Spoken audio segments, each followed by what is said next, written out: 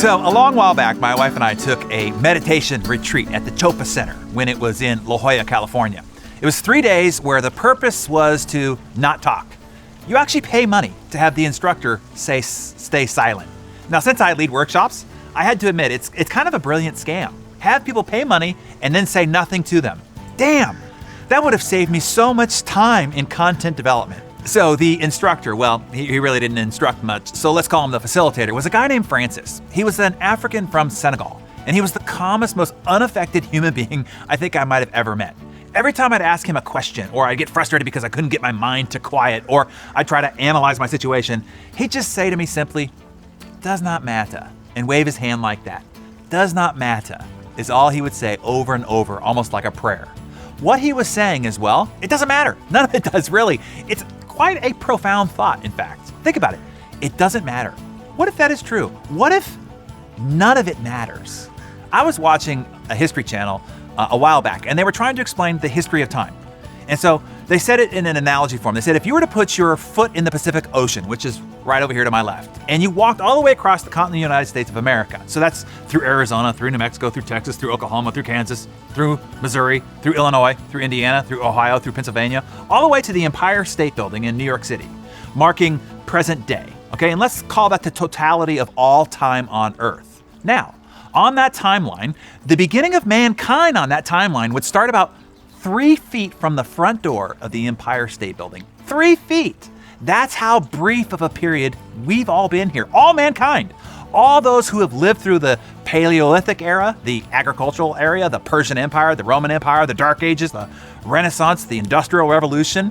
In all of that, you have 3 feet to fit all the wars, all the revolutions, all the crusades, all the uprisings, all the revolutions, all the plagues, the famines, the epidemics, the depressions, the kings and queens and kingdoms and regimes and dynasties. We have entire civilizations of people that we don't even remember or recount by just referring to them in a single word, like Mayan or Sumerian.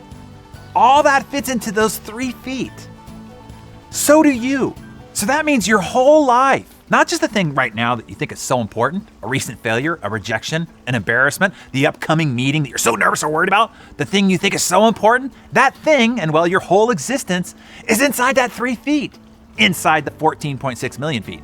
That makes your entire life existence, right here, your life existence, a mere blink of a firefly traveling at night. That is how much it doesn't matter. Now, while that might seem a little bit uninspiring to think about your whole life, your whole existence in the grand scheme of time doesn't really matter, I find it incredibly liberating.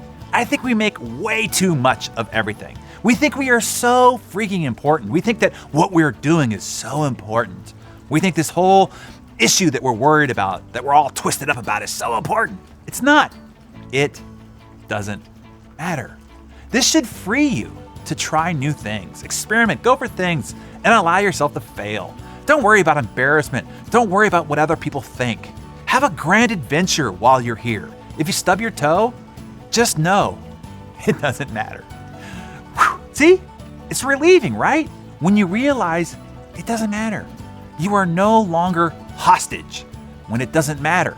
You can get out of your head, the torture chamber of worry and anxiety and stress, tension, and fear and nervousness. All that goes away.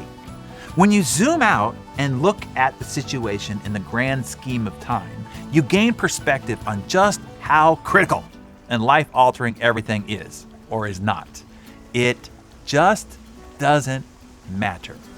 That retreat was 15 years ago, but I evoke Francis nearly every day. I often evoke Francis to help settle a debate with my wife, as I will say in the famous words and accent of our beloved Francis, "Hey darling, it doesn't matter." Now, admittedly, it doesn't always work, but it works often enough.